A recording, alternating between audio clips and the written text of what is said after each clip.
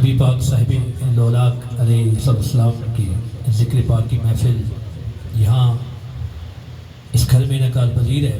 مجاہد ختم نبوت محمد کیسر ان کی دعوت پر خلوص دعوت پر یہاں میں حاضر ہوا اور مجھے بڑی خوشی محسوس ہوئی اہل علاقہ کی اس محبت کو دیکھ کر، اس آمد کو دیکھ کر۔ یہاں اسٹیج پر یہ سارے مجاہدین موجود ہیں۔ ہمارا تعارف یہی ہے، ہم نے جہاد کرنا ہے، گھر بیٹھ کے بھی جہاد، ممبر پر بھی جہاد، جب میدان لگے میدان میں بھی جہاد کرنا، جہاد ہے۔ اللہ اکبر۔ اللہ پاک سادات کا سایہ سب کی سر پر سلامت رکھے۔ کچھ عرصہ پہلے میں نے ایک کلام لکھا تھا، میں نے اپنے موضوع کو بالکل بدل دیا ہے۔ ویسے میں بہت کچھ سوچ کے آیا تھا، لیکن بس میں آپ کی محبت کو دیکھ کے کسی اور طرف جا رہا ہوں، تو اس کلام کو لے کے پھر میں آگے چلوں گا۔ جب ہم سرکار کا ذکر کرتے ہیں، نبی پاک کی میلاد کی محفل سجاتے ہیں، نبی پاک کی شان، نبی پاک کی معجزات کا بیان ہوتا ہے، پھر ساتھ ہی میرے آقا مولا کے وفاداروں کا ذکر ہوتا ہے، جنہوں نے سید دو عالم تاجدار ختم نبوت کا ساتھ دیا، جنہیں صحابہ کہتے ہیں، جنہوں نے میرے آقا مولا کا ساتھ دیا، نبی پاک کی زیارت سے مشرف ہوئے، نبی پاک کی بیعت کی، اور ایسا اعزاز انہیں مل گیا کہ قیامت تک کوئی بڑے سے بڑا زاہد ہو، بڑے سے بڑا عابد ہو، حضور کی صحابی کی برابری۔ اور آج 14 صدیاں بعد آج یہ جشن ہے 1500 سالہ جشن خاتم النبیین، جیسا شاعری فرما رہے تھے، علامہ حبیب صاحب فرما رہے تھے، یہ تو ایک سلسلہ چلا ہوا ہے، بڑی تعداد میں محافل ہو رہی ہیں، تو بندہ تھوڑا سا پیچھے چلا جائے، وہ 1400 سال پہلے شاعری وہ منظر اپنی نگاہوں کے سامنے لائیں۔ یا رسول اللہ تیرے غلاموں کو تیرا زمانہ یاد آتا ہے، یا رسول اللہ تیرے غلاموں کو تیرا زمانہ یاد آتا ہے، وہ دلوں کے تار چھیڑنے والا ہر منظر سہانا یاد آتا ہے۔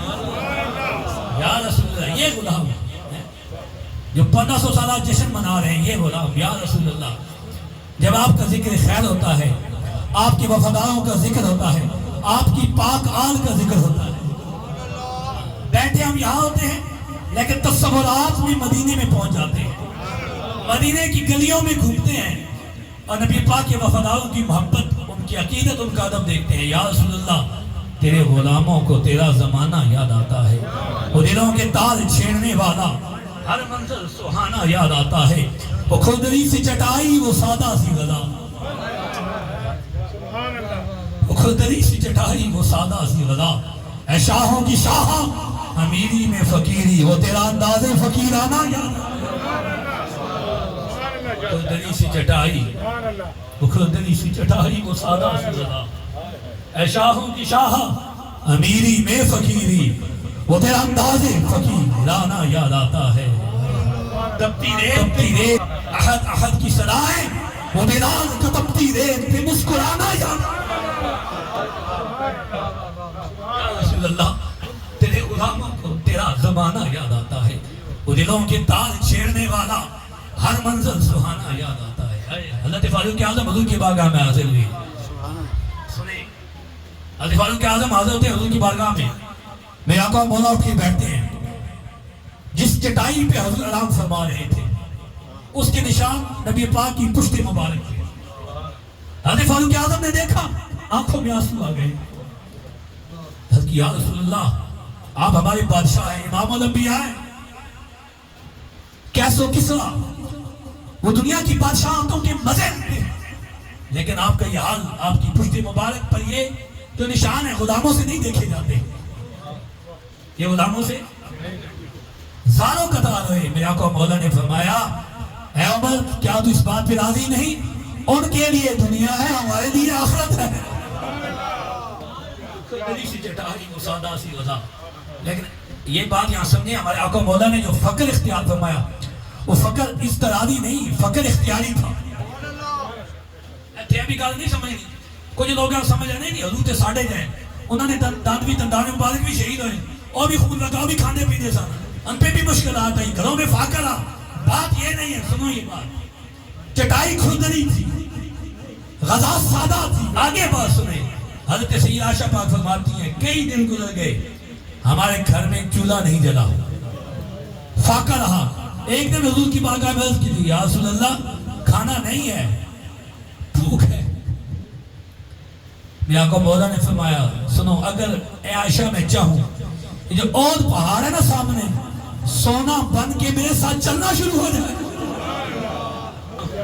لیکن رب سے میں نے کیا مانگا, میں نے رب سے یہ مانگا کہ جس دن اللہ دے اس دن سیر ہو کے کھاؤں, جس دن نہ کھاؤں اس دن بھی اللہ کا شکر ادا کروں. تو میرے آقا مولا نے جو فقر اختیار فرمایا وہ فقر اختیاری تھا. ایک اور حدیث مبارکہ ہے, ایک بدو حضور کی بارگاہ میں حاضر ہوا, عرض کی یا رسول اللہ وہ جو پہاڑ کے درمیان جو بکریاں چل رہی ہیں ہزاروں بکریاں تھیں مجھے عطا کر دیں, مجھے دے دے, مجھے عطا کر دیں. اس نے ابھی کلمہ نہیں پڑھا تھا. تو میرے آقا مولا نے فرمایا جا لے جا. کہ جب وہ بدو اپنی بستی میں پہنچتا ہے تو وہ جا کے کہتا ہے کہ محمد عربی کے غلام ہو جاؤ. محمد عربی اتنا نوازتے کوئی کمی. حضور کا فقر کیا تھا؟ اختیاری. کسی نے کہا کہ آدم تائی بڑا سخی تھا, اس کے محل کے 8 دروازے تھے, ہر دروازے سے خیرات ملتی تھی. ایک عاشق بول اٹھا, عشق کا نگل بکری. عاشق جو ہے نا وہ عشق کی اینک لگا کے دیکھتا ہے. عاشق جب قرآن پڑھتا ہے تب بھی عشق کی اینک لگاتا ہے. اس کا دیکھنا نرالے انداز کا ہوتا ہے. وہ تو جب سورہ فاتحہ پڑھتا ہے, سورہ فاتحہ سے لے کر سورہ ناس تک اسے سارا قرآن نبی کی نام نظر آتا ہے. عاشق کا دیکھنا الگ ہوتا ہے. کہا حاتم تائی بڑا سخی, محل کے 8 دروازے, ہر دروازے سے خیرات دیتا. عاشق بول اٹھا اچھا ٹھیک ہے وہ بڑا سخی تھا لیکن میرے آقا کا تاجدار ختم نبوت کا آدم مرتبہ کا محمد مصطفیٰ کا حجرہ, اس حجرے پر ایک ٹاٹ لٹکی ہوئی تھی. لیکن ایک بار جو در مصطفیٰ پہ حاضر ہو جاتا, ایک بار جو دہلیز مصطفیٰ پہ آ جاتا, ایک بار جو نبی کا منگتا بن جاتا, حضور اتنا تازہ مانتے دوسرے دروازے پہ جانے کی حاجت ہی نہیں ہے. محل کیا تھا؟ حجرہ. دروازہ کیا تھا؟ ٹاٹ. لیکن ایک بار منگتا آتا, حضور سے مانگتا, حضور اتنا عطا فرما دیتے کسی دوسرے دروازے پہ جانے کی حاجت ہی نہیں رہتی. ابو بکر آئے صدیق اکبر بن گئے, عمر ابن خطاب آئے فاروق اعظم بن گئے, عثمان آئے ذوالنورین بن گئے, علی آئے حیدر کلال بن گئے. جو آیا کوئی صداقت کا تاجدار ہوا, کسی کو عدالت عطا ہوئی, کسی کو سخاوت عطا ہوئی, کسی کو صداقت عطا ہوئی, کسی کو شجاعت. در جا کے کیوں مانگتے ہو؟ اور دہلیز مصطفیٰ پہ اور چوکھٹ مصطفیٰ پہ اپنی جبین نیاز چکا دے. جو مانگے گا مصطفیٰ سے مصطفیٰ عطا. اچھا بخاری کی حدیث پڑھتے ہیں, بخاری شریف حدیث مبارکہ ہے. میرے آقا مولا نے احد کے شہداء کے پاس اپنا ممبر رکھوایا. کہاں رکھوایا؟ احد کے مزارات کے پاس, امیر حمزہ کی قبر کے سامنے, 70 شہداء احد کے سامنے حضور نے ممبر رکھوایا. حضور نے بتایا کہ مزارات پر جانا شرک کے سامنے. پھر میرے آقا مولا نے ایک خطبہ دیا, حضور نے خطبہ دیا. میرے آقا مولا نے فرمایا میں تمہاری بخشش کا سامان کرنے رب کے پاس جا رہا ہوں. میں تمہاری بخشش کا سامان کرنے رب کے پاس جا رہا ہوں. اور میں یہاں مدینے میں بیٹھا اپنے حوضے کوثر کو اپنے سامنے دیکھ رہا ہوں. بیٹھے کہاں ہے؟ مدینے میں, اور نظر کہاں ہے؟ 7 آسمانوں سے اوپر.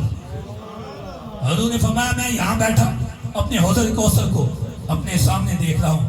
پھر میرے آقا مولا نے فرمایا سنو میرے صحابہ, انی اوتیتو مفاتیح خزائن الارض, اوتیتو مفاتیح خزائن الارض, بے شک اللہ نے مجھے اپنے خزانوں کی چابیاں عطا فرما دی. تسی کہنے حضور کو کچھ نہیں, اب کہہ رہے ہیں نا کچھ حضور کے پاس کیا ہے، بس ٹھیک ہے. اے بخاری دی حدیث ہے، حضور فرماتے ہیں نہیں ہوتی تو مفاتیح خزائن الارض، بے شک اللہ نے اپنے خزانوں کی چابیاں مجھ مصطفیٰ کے حوالے کر دی. عربی گرامر دیتا ہے، اس کا ترجمہ حدیث کے بن گئی. مفاتیح جمع ہے، خزائن جمع ہے، آگے ارض ہے. اچھا اس کا ترجمہ جو گرامر کے لحاظ سے ترجمہ یہ بنتا ہے، حضور نے فرمایا اللہ نے اپنے کل خزانوں کی کل چابیاں مجھ مصطفیٰ کے حوالے کر دی. پھر حضور نے فرمایا کہ مجھے اس بات کا ڈر نہیں میرے جانے کے بعد تم مشرک ہو جاؤ گے، ہاں مجھے اس بات کا خوف ہے کہ تم دنیا کی محبت میں مبتلا ہو جاؤ گے. اچھا حضور وہ اللہ پاک اپنے سارے خزانے عطا کر دیتے، اس میں معرفت بھی ہے، اس میں علم بھی ہے، اس میں سب کچھ ہے. تو پتا چلا جسے جو ملے گا گلے مصطفیٰ سے ہو کے ملے. اللہ کی عزت کی قسم اٹھا کے کہتا ہوں تاجدار ختم نبوت کا منگتا بن جا، حضور کا غلام بن جا، اور یہ اپنی خالی جولی دربار مصطفیٰ کے آگے پھیلا دے. حضور اتنا عطا فرمائیں گے کوئی کمی. سب کچھ حضور کے پاس ہے. نبی کی محبت سے دامن دل آباد کر، نبی کے صحابہ سے محبت کر، نبی کی آل بیت سے مودت کر، حضور کا وسیلہ پیش کر کے اللہ سے مانگ، اللہ عطا فرمائے. اے جہاں آج اعتراض ہے نا، اے کیسے یہ نہ چکال سن تیرا نام غلام نبی ہے، نہ لینا میں تھوڑی جی نہ دقت ہو رہی ہے. ادھر میں لمبا ہو جیسا کہنا چاہتا تو نبی کا غلام ہے. نام یہی ہونا چاہیے نا، جیسے حضور کے غلام آنا. یا رکھ نام اپنا خادم حسین، یا رکھ سعد حسین، یا رکھ انس حسین. اچھا اے جڑے صحابی سن نا حضرت سعد انہاں دا واقعہ میں تواڈے کے پیش کرتے ہوں. اے حضرت سعد دا آج نہیں امن سے سکون سے بس ٹھیک ہے اپنا مسلح پہ بیٹھ کے بس بسم اللہ الرحمن الرحیم یہ وظیفہ کرنا، یہ وظیفہ کرنا، یہ وظیفہ. میں کہا صحابہ تو بڑا تو کوئی عاشق نہیں تھی، حسین پاک تو بڑا پیر تو کوئی نہیں تھی. حسین پاک کو جڑی گدی سی تو وڈی گدی تے میں کہا انہاں دے کام نہیں کیتا. انہاں تسبیح بھی پڑھی تے میدان بھی سجایا، انہاں تسبیح بھی پڑھی تے ختم نبوت دے منکراں دے دن کھٹے نہیں کیتے. اے صحابی حضرت سعد ہیں اور نہ آئے تے ادھر بھی آ جانے. نام یہ رکھو نا جڑا اللہ سے رسول پسند ہے. نام یہ ہونا چاہیے تو بدل نہیں سکتا بندہ، کوئی ٹینشن نہیں ہے. سنیں یہ حضرت سعد یہ صحابی حضور کی بارگاہ میں حاضر ہے. توجہ نہ واقعہ سنے ہو جڑی گل اج اسی بیٹھ کر تو سب سمجھا رہے ہیں اور تو ایک گل دستے پیا یار ایویں گل نہیں بننی. باہر نکلو گے ختم نبوت کے تحفظ کے لیے، ناموس رسالت کی پہراداری کے لیے جہاد کا نعرہ بلند کرو گے، میں اللہ کی عزت کی قسم اٹھا کے کہتا ہوں کفر آپ کے پاؤں میں آ جائے گا. او جڑے حضور دے صحابہ سن او حضور این اشارہ کرتے سن جان قربان، حضور این اشارہ کرتے سن مال قربان، حضور این اشارہ کرتے سن خواہشات قربان. ایسی خواہش میں مدد کی اے قربان کرنی بڑی اوکھی ہے. اپنی خواہش، اپنی تمنا، اپنی آرزو بڑی مدت سے بندہ سوچتا ہے یہ کام ہو جائے، جب وقت قریب ہو خواہش پوری ہونے کا تو بندہ پیچھے مڑ جائے. لیکن کس تو مڑتا ہے یہ بات سنو. حضور کے صحابی حضرت سعد ان کو کوئی رشتہ نہیں دیتا تھا، ان کا رنگ کالا تھا. حضور کی بارگاہ میں آئے، کلمہ پڑھ لیا تھا، مسلمان ہو گئے تھے. حضور کی بارگاہ میں حاضر ہوئے، حضور مجھے کوئی اپنی بیٹی کا رشتہ نہیں دیتا، کہتے ہیں تیرا رنگ کالا ہے، مجھے دھتکا دیا جاتا ہے. اچھا میرے آقا مولا نے فرمایا یہ بات ہے سن. میرے آقا مولا نے فرمایا عمر بن وہاب سقفی کے پاس جا، اس کا دروازہ کھٹکھٹا اور اسے کہے کہ تیری بیٹی کا نکاح رسول اللہ نے میرے ساتھ کر دیا. حضرت سعد نکلتے ہیں، عمر بن وہاب سقفی کا دروازہ کھٹکھٹاتے ہیں، وہ باہر آتا ہے، اس کو حضور کا پیغام سناتے ہیں.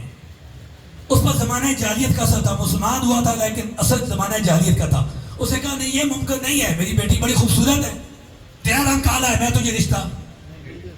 اچھا صحابی پلٹتے ہیں، ان کی بیٹی جو اندر ہے عمر بن وہاب سقفی کی وہ یہ سن رہی ہوتی ہے. وہ کہتی ہے نہیں یہ بات تو نے کیا کر دیا، رسول اللہ کو ناراض کر دیا.